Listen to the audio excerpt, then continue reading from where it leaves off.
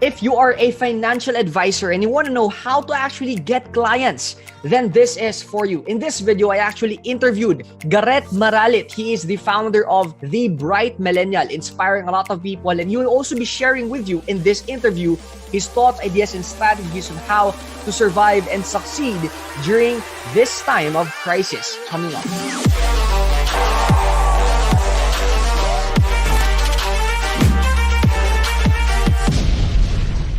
Hello, entrepreneurs. This is Fibo Lim, and welcome to the Entrepreneurs Charity Summit. In this summit, we interview the best of the best speakers, authors, influencers in the Philippines so that we can share you their knowledge, their tips, their ideas on how to survive and succeed during this crisis, even if you're at home, even if your business is greatly affected. And this is also a fundraising activity wherein for you to access all these interviews, all you have to do is to donate a portion, as a small part, so that we will be using that to support our frontliners and also to the less fortunate people. So para at least naman na during at this time we can help talaga our economy para mawala yung crisis na to, and it will be hopefully very soon na everything will recover. And right now, by the way guys, I brought to you isa sa mga pinakamalupit na influencers, and I could really say that I think he has impacted millions of people's lives through his advocacy and also through what he does, right? So just to give you a backstory on how I knew this guy. Well, when I was scrolling through my news feed, I saw the brand called The Bright Millennial.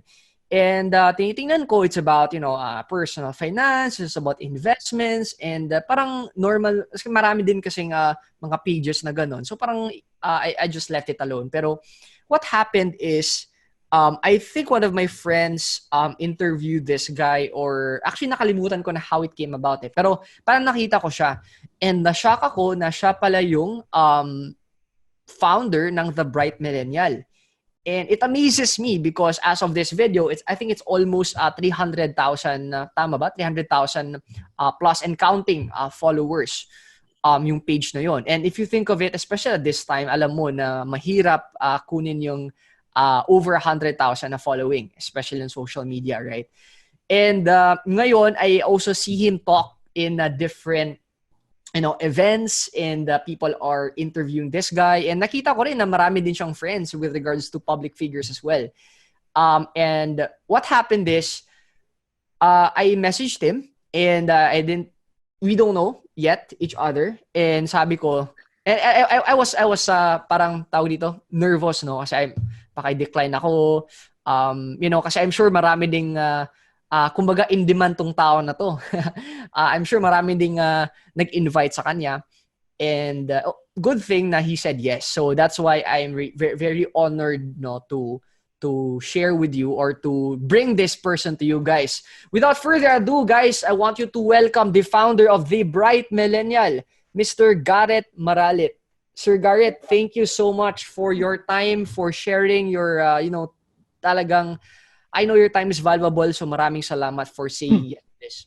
All right. So, good day sa mga viewers natin. So, thank you so much, Fibo, for inviting me. I'm honored to be here. I'd like to help as much as I can. Di ba? Napakaganda nitong iyong advocacy. So, we actually help the entrepreneurs, and at the same time, we help our frontliners as well. So, ang galing, bro. Right. So, Sir Garett, there is a possibility na some of our viewers here just saw you for the first time. Is it okay if you can share what you do, and also why you do what you do? All right, sige. So my name is Garrett, guys. I co-founded The Bright Millennial. By education, I'm actually a chemical engineer. So I'm a licensed engineer.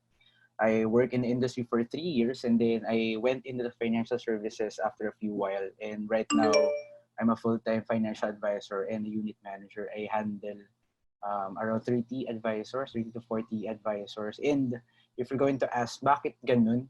Bakit from an engineer, bigla ka nalang tumalon sa pagiging financial advisor? Sobrang layo nun. Tsaka parang sayang naman yung 5 years mo, di ba? Sayang naman yung license mo. Right. Siguro main reason why I did the leap, di ba? Kasi I found meaning in what I do. Ang ganda kasi, yes, the industry is very rewarding. but at the same time, you could really feel your impact to the people that you help. Right. It's very, very personal and very, very meaningful. That's how I see what I do right now.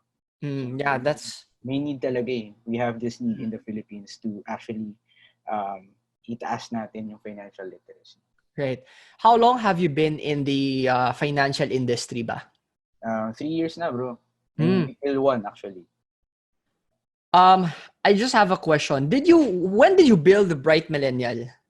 Or Sorry. this when did you build this brand, or when did you start this page? Is it after you went in the financial industry? Is it before? Is it paano ba? Okay. For context, I went into the industry April 2017, and we co-founded the Bread Millennial August 2017. So there was actually a need. If you're going to ask bakit nabuo si Bread Millennial, there was a need for it kasi one of the challenges that I have, I'm very introverted in nature, bro. Ngayon lang ako nagsasalita. Dati, wala talaga. And since I was very introverted in nature, sobrang konti lang nung network ko, very limited. So I had to find a way. Right.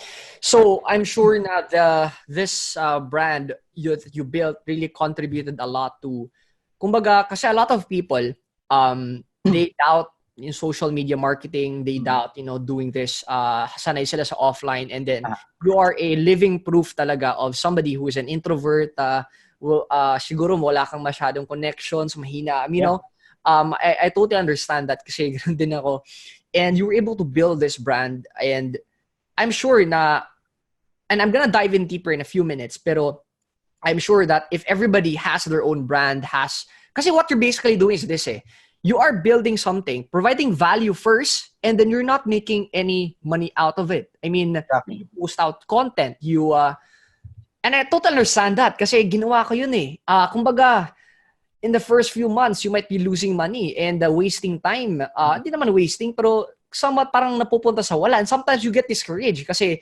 I'm sure when you build that page, sino lang yung members nun? Correct. Ikaw lang, tsaka siguro yung fiancé mo. So kung may post man, may 2 likes, ikaw tsaka si fiancé mo. So kumbaga, it's really hard, and I totally understand that, no? But what amazes me is you were able to build a following of nearly 300,000 people following this page.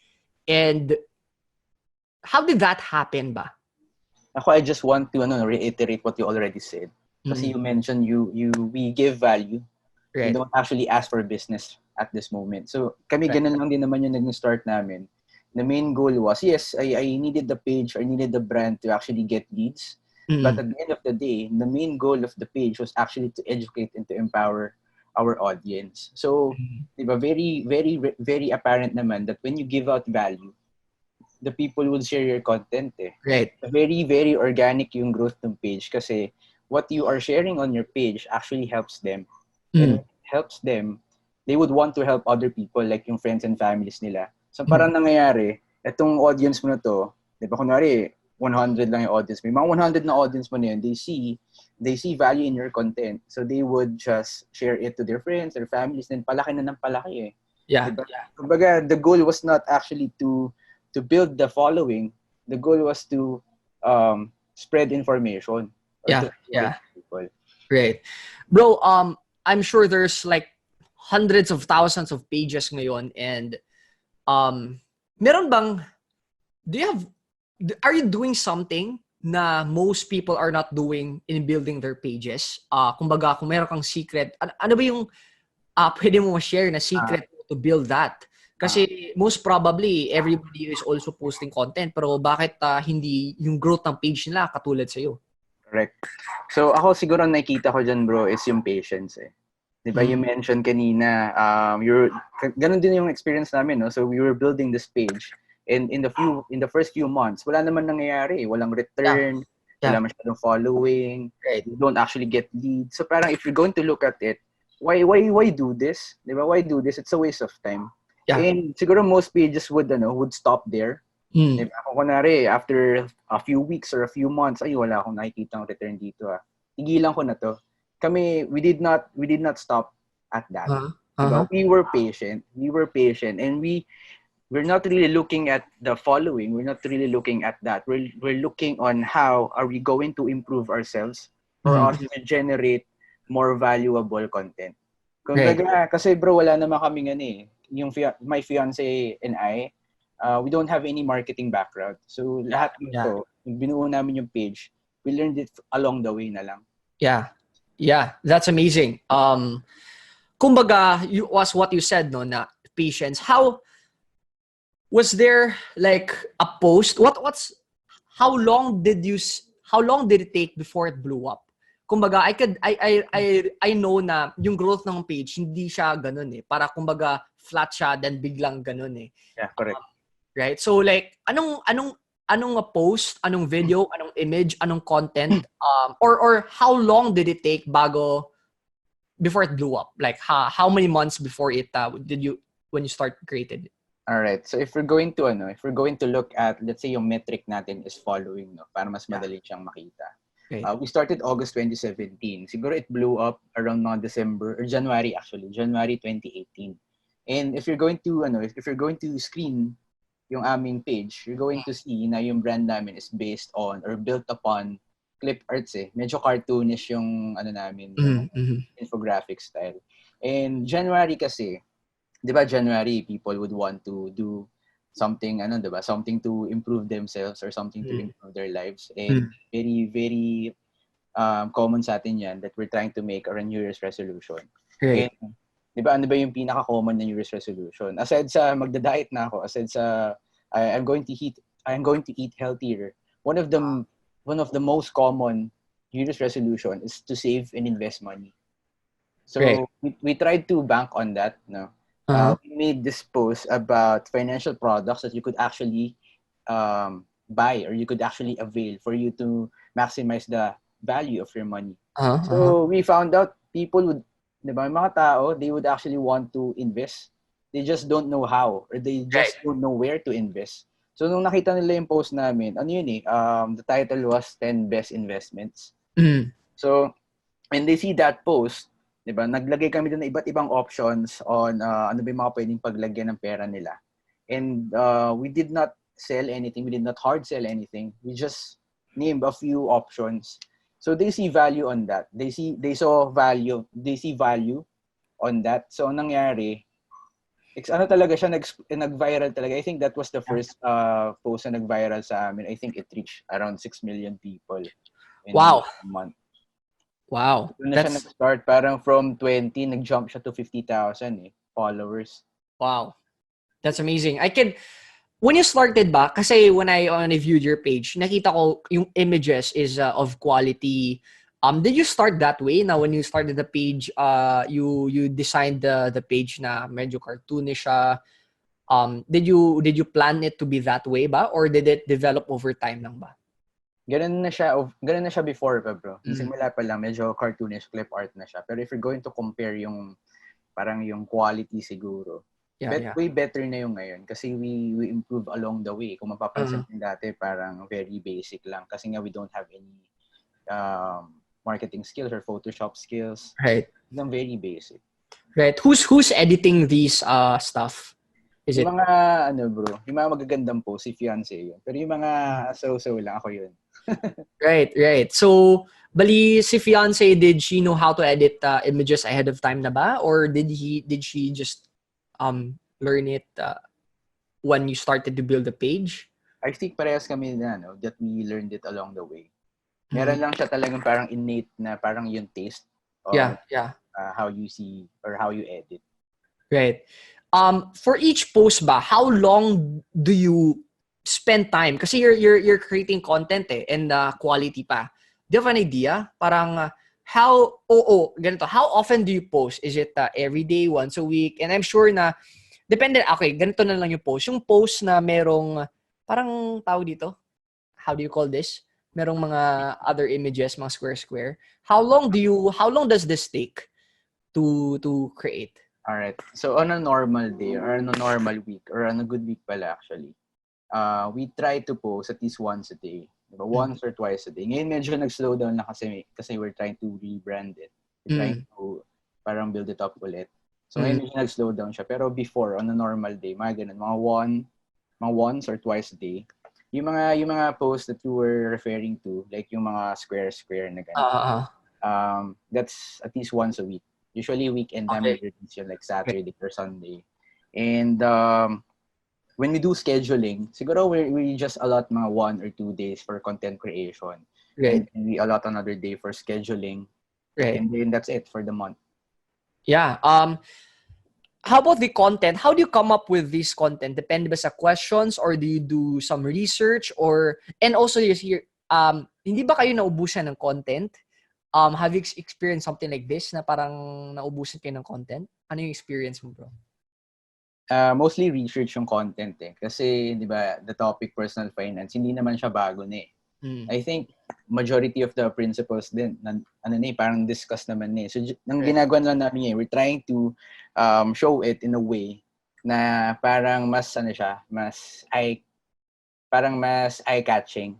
Yeah. Ganun. Kaya we make use of infographics kasi, lalo na on social media, medyo tamad na yung magbasa yung mga tao. So, we try to make it parang easy for them to understand yung mga concepts na to. Na parang, uy, okay to, ang ganda ng pictures and all. Yeah. Mas na-appreciate nila. Yeah, I totally agree. And I think that's one of the reasons that made your page grow talaga, no? It's amazing. Bro, I want to tell you, I want to compliment your work, no? Kasi to tell you honestly, when I was a few years back, I've been into personal finance and I even experienced selling insurance as well. Talaga? Talagang I also want to do something like that, pero minsan kasi I know that the work it takes to create the infographics, the content, the designing, it takes, by the way, yung designing, how long does it take? Yung infographic stuff. Ngayon, ganun na lang siya. Medyo short time na lang kasi medyo nasanay na kami. Pero when we were starting out, talagang tagal. Para mga, siguro one day, isang post lang yung magagawa namin. Yeah. And then you're going to think about the caption, the copy of the post. Yeah. As you go along, di ba, parang it shortens the time na to create. Yeah, I totally understand. Kasi ako, if I will edit a post na isang araw ko, and I post it and it will just get 2 shares, why would I do that again? Diba? Logically, like, why would I create something again that will take me another day and it will just get me 2 shares? Diba? So, and the reason why I interviewed you, kasi a lot of people, they may be in different industries, network marketing, insurance, real estate, iba't ibang products they want to sell. And then they have this question, how can I build my page? How can I build a following? And then you, as an example, ginawa mo lang is, you just kept going, tama ba? Or what was your mindset? Because it always boils down to the mindset eh. Pag mali yung mindset mo, talaga hindi ka tutuloy eh. When you started out, I'm sure you only got a few shares. It will take you days for you to produce the content and infographics. Well, instead you could just do, or for example, I will create a post. It will take me 8 hours, for example. I could use that 8 hours to find a prospect. Correct. And the possibility to have a sale pa. So, kumbaga, if I will weigh the value of money, it would be worth it if I would just find or contact somebody else. How did you have that mindset to continue, keep going, create quality content despite maliit pa lang yung likes and shares? All right. So, siguro first things first, bro, you need to be aware of your strengths. Kasi, di ba, you mentioned, why would I do this if I could just prospect outside? So, I'm very introverted. So, that for me is not an option. Okay. Kumbaga, you play to your strengths. If you know na if you're going to do this way, if you're going to do the traditional way of selling or prospecting, it might not work for you, then you have to find some other way. So, that's one. Number two, as cliche as it is, diba, you follow excellence. Yung results, yung success, it would follow you. Diba, super cliche na nun, pero that is my mindset when I started the page. I wanted to produce quality content for my audience, and kasi yung content mo that would speak for you eh. Yung content mo would reflect your character, how you work. And if it would reflect excellence, then maybe sa utak ng mga audience mo, then you are someone credible enough na pwede nilang pagkatiwalaan in terms of your personal finance. And true enough, diba? When I built this credibility over time talaga siya, hindi naman siya overnight nangyari. When I built this credibility over time, ngayon, prospecting becomes easy for me. Parang majority of my clients in the insurance industry, inbound inquiries eh. So they went for me. Parang lumapit na sila mismo sa akin. Wow. That's amazing, no? Kasi you sabi mo nga na it's not an option. Up until now ba, do you still have that same feeling na, or have you developed it over time na do you now do prospecting, or do you still stick with your strengths, which is instead of you prospecting, you're gonna do social media? Have you developed that over time, or ano yung what changed ba compared to before?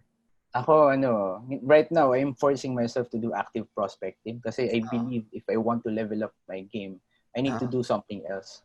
Yeah, Diba? yeah. Parang you must continue to get outside of your comfort zone, eh. Diba? Yun, cliche ulit siya, pero very, very, very, very, very applicable yun sa buhay natin, eh. Diba ngayon? And I'm beginning to see the results kasi I have sales from my page, I have sales from the Garett Millennial, and I also have sales from my natural network.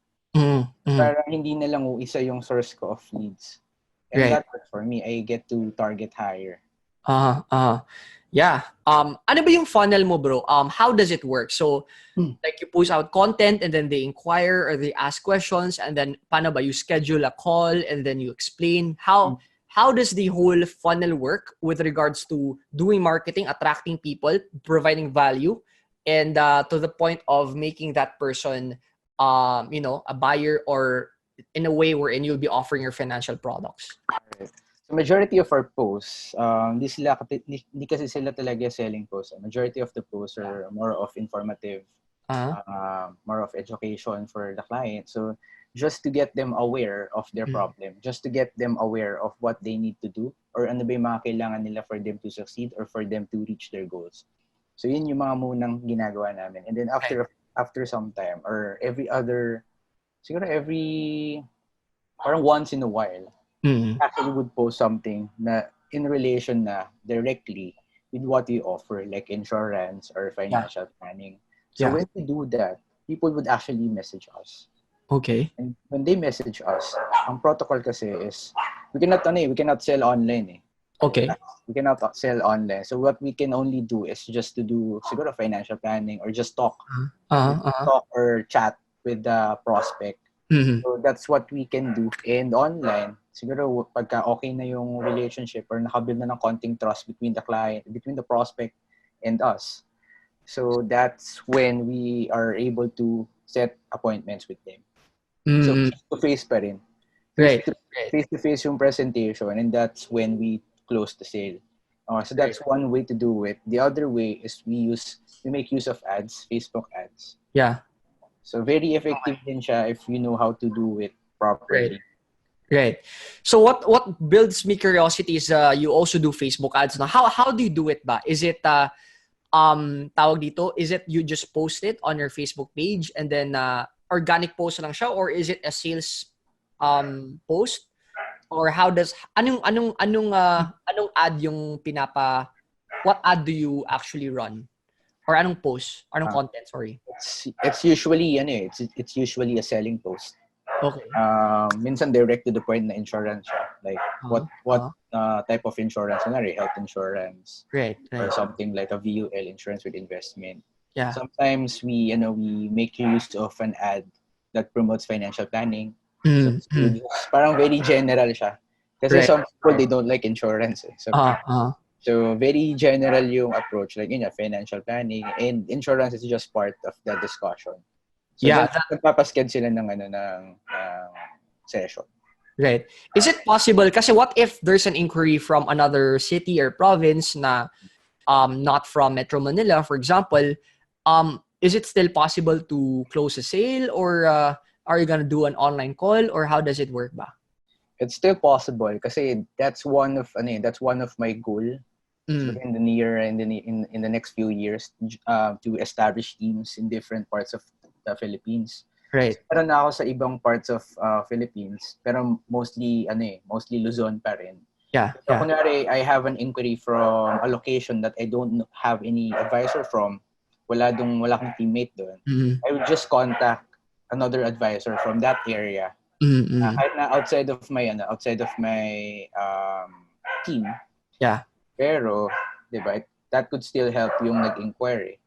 Right. So we just pass the lead dun sa advisor na yun. Wonderful. Sa Facebook ad ba, bro, do you just, I don't know if you know the terms, pero do you retarget your existing fan base, or kumbaga the people who like your page or your post, or kumbaga you just click boost post and then you ano lang, palang cold audience lang, or what is your way of running ads? Is yeah, or ano bang Sige. We set up ads via the Facebook ads manager. So okay. yung medyo mas complicated Right. thing, pero ang sineset up ko doon mostly sa targeting ng audience. Okay. Regardless, hindi masyadong factor sa akin na i-target yung 300,000. Yeah. Followers. Yeah. Ang tina-target ko is yung demographics or yung interest. Okay. Depende sa kung sino yung type ko na client base. Yeah. That's awesome. Wow.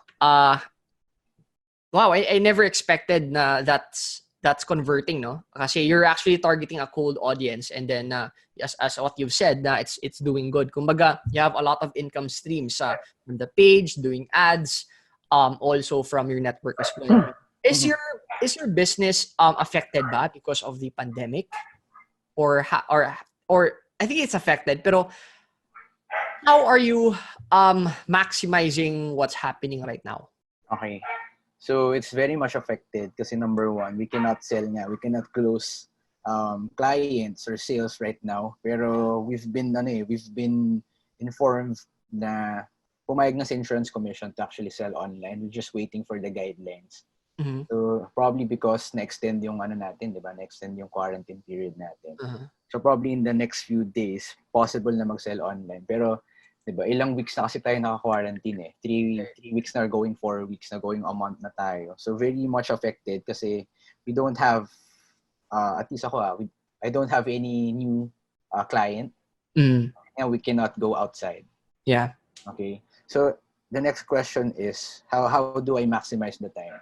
So right now, what I'm doing is like this, diba? Marami nang sawa na nga ako mag-Zoom eh. Everyday na ako nag-Zoom. Kasi this is parang ito na yung new normal natin, di ba? When we try to conduct business. And I still do conduct business. Hindi lang ako maka-close ng sales kasi nga hindi pwede ng non-face-to-face. But I still meet clients, pero online. Via Zoom yung financial planning that I do right now. And since I mentioned, ito yung talagang kumukuha ng bulk ng oras ko ngayon. Since I mentioned, I handle a team already. So I focus on actually checking up on them, training them, coaching them. And kasi hindi ko siya magawa on a normal day before the quarantine kasi ang dami kailangan gawin. Since ngayon, parang you're forced to do it kasi you cannot do anything else. At least ma-maximize pa rin yung time. We get to be productive, we get to equip ourselves. Kasi ang lagi ko sinasabi sa kanila now is the time for us to grow. Now is the time for us to equip ourselves para paglabas natin sa quarantine, we are better advisors. Yeah, that's awesome. Bro, you're an introvert. And I think this is the first, kumbaga, are you a salesperson dati, or this is the first time that you involve yourself in sales, insurance, or have you tried selling before? This is the first time, bro. Siguro, parang siguro before this, ang pinaka-selling stint ko lang was pagka may fundraising event sa college org eh. Parang bibenta ka ng cookies or something. Pero other than that, I don't have any skills.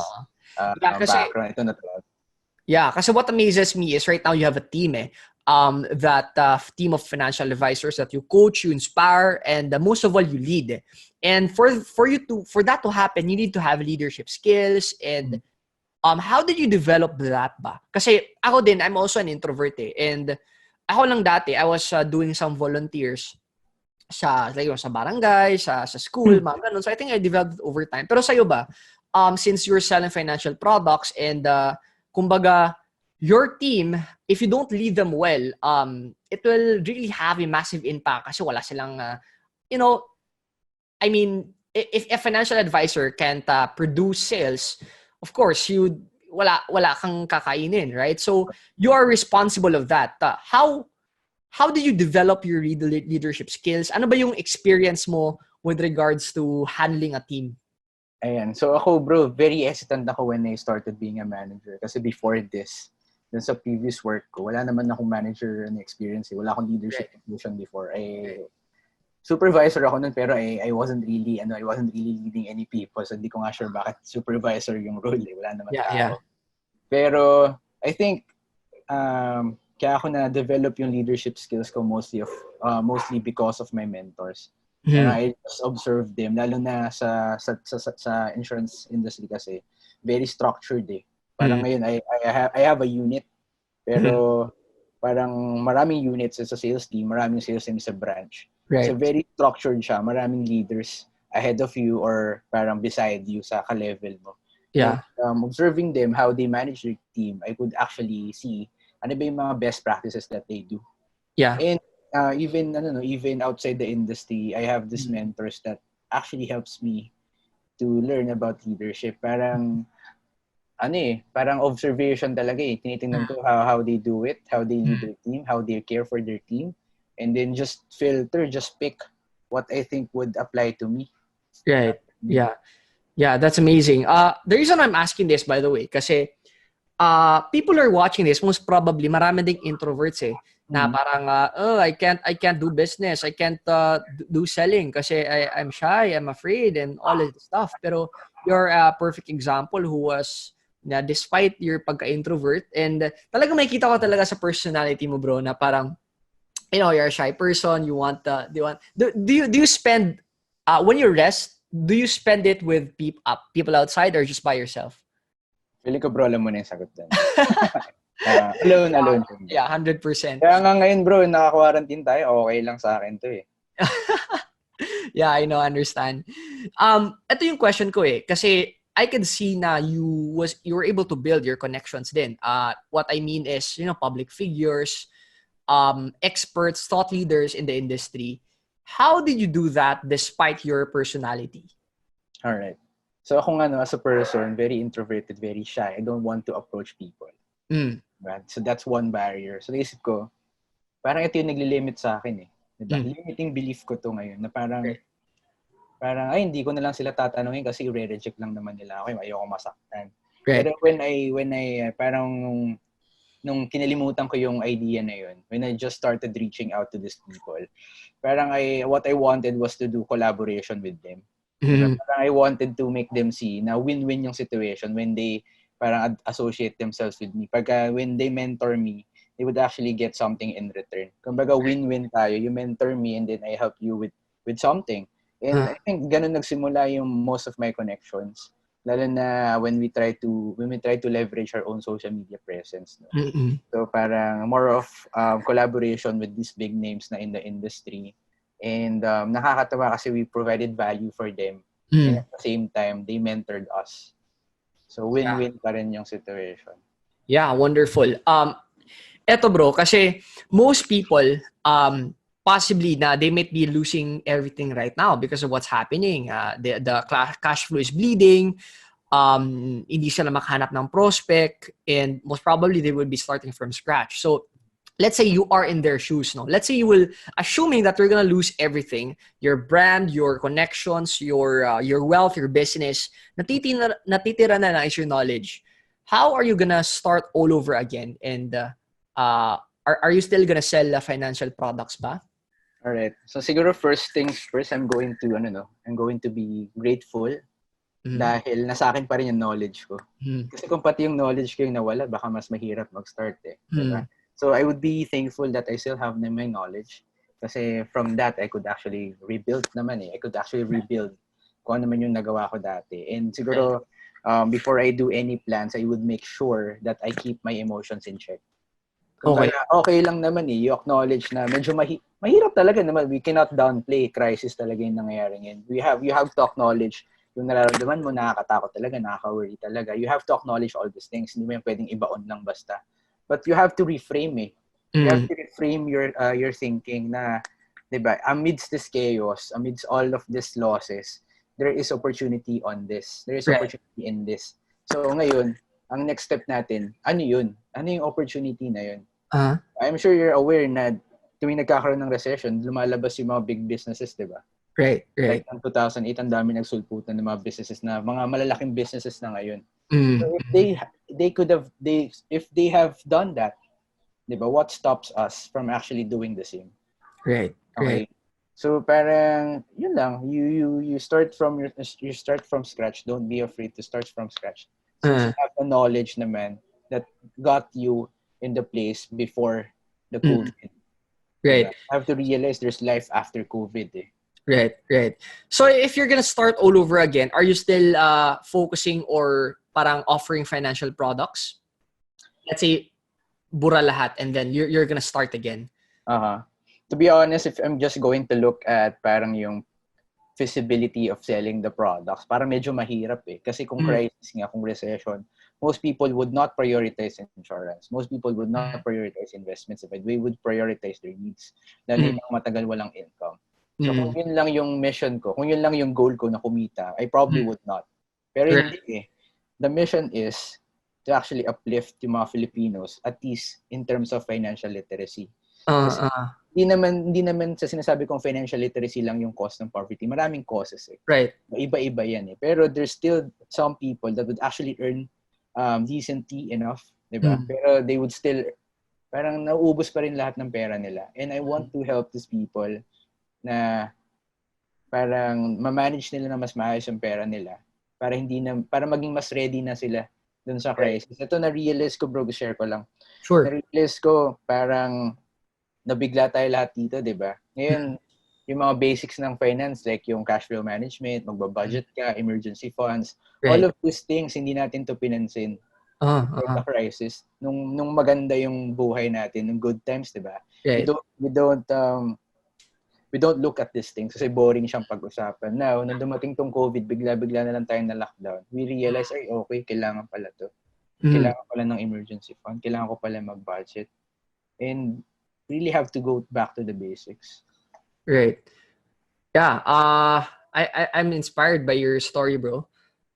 Was there another crisis? I mean, a previous crisis that you experienced in your business ba na siguro you nearly lost everything or have you experienced a crisis ba in your business before? Siguro in terms of this industry, the insurance industry.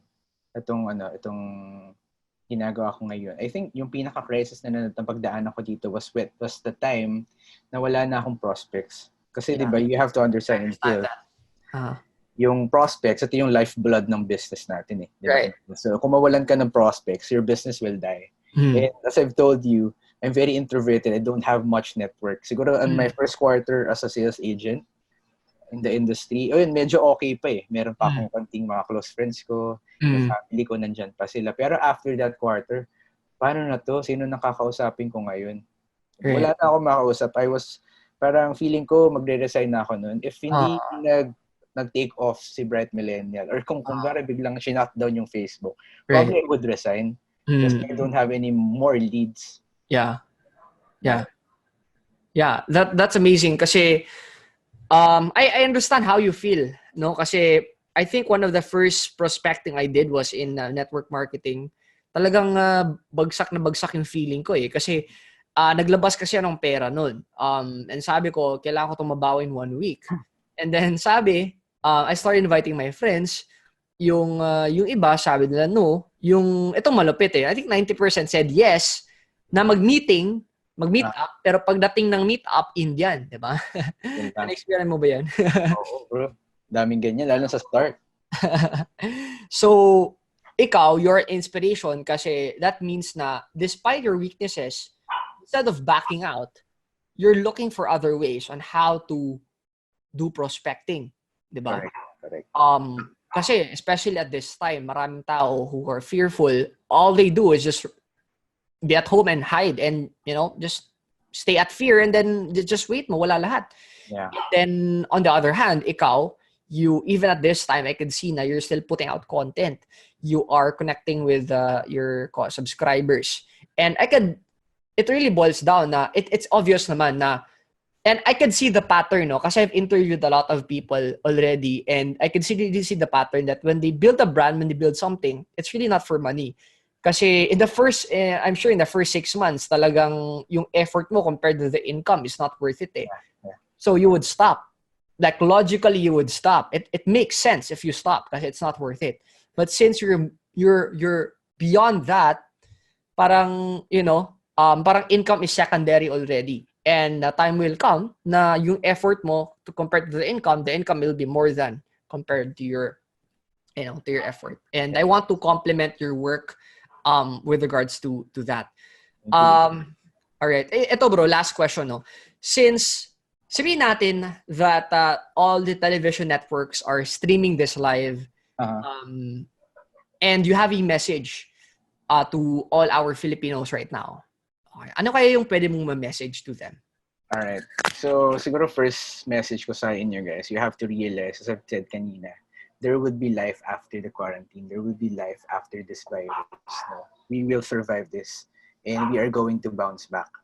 Now, ang question natin dapat sa sarili natin is, what can I do personally, diba, to put myself and my family or whoever, my loved ones, in a better standing after this? And what can I do to prepare for the next crisis? Kasi I'm sure may crisis pa rin in the future.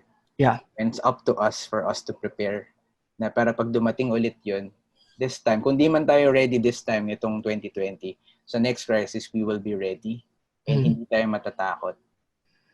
Okay. Yeah. That's awesome, bro. If you just have more time, I know na we will be here for hours, and I'm sure, honestly, malapit parang questions I want to ask, but since our time is limited, and our viewers would want to learn more from you, especially, especially they may want to learn more about personal finance, emergency funds, all this financial planning stuff. Especially, siguro 90% or 99% ang knowledge mo, binibigay mo lang for free, and sa page mo, di ba? How can they follow you? How can they work with you if ever they will they're interested in availing financial products? They want you to be their mentor. How can they do that? Go ahead. So, first, I would like to thank you, Fibo, for giving me this opportunity, and thank you din sa viewers natin na nanonood ngayon. And if you would want to follow me, pwede niyo i-follow yung Bright Millenial page, the Bright Millenial at Facebook. We also have a website, thebrightmillenial.com. And you could also follow me rin sa personal page ko. And if you have any questions, if you would want to collaborate, you could message the page or you could message me directly. So, nagre-reply naman ako eh. Wow. Bro, first off, I want to thank you talaga for your time, for generously sharing your knowledge, for saying yes to this. I appreciate it. And, thank you. I'm sure na our viewers right now learned a lot from what you have said. Garett, talagang maraming salamat for your time. I really appreciate it. Guys, if you have got value from Garett, I want you to follow him right now after this. Okay? I want you to also work with him. I could really say na siya yung tao who prioritize value, growth, and impact versus all the products that he's offering. And kasi the truth is, we all need the financial products that he's offering. Kasi parang kumbaga, emergency fund, insurance, investment, kumbaga it's a key to build your financial foundation. And I'm sure that Garett is an expert in this, doing this for more than 3 years. And, putting up content. I'm sure a person who puts up contents every day talagang nagiging expert siya. So if you have some questions with regards to that, go ahead and message Garett. Garett, maraming salamat.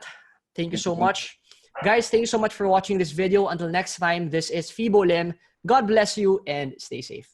Hey, thank you so much for watching this interview. By the way, the reason why we conduct these interviews because we're actually raising funds so that we could provide for our frontliners and also for our less fortunate kababayans. And right now, it's still ongoing, okay? If you want to donate and participate and join this summit so that you can also help our less fortunate kababayans, just visit this link, entrepcharitysummit.com. Just go to entrepcharitysummit.com to actually donate and also receive all these interviews for free. Once again, thank you so much. By the way, if you haven't subscribed to our channel yet, go ahead and click subscribe so that when we publish a new video, you will get notified.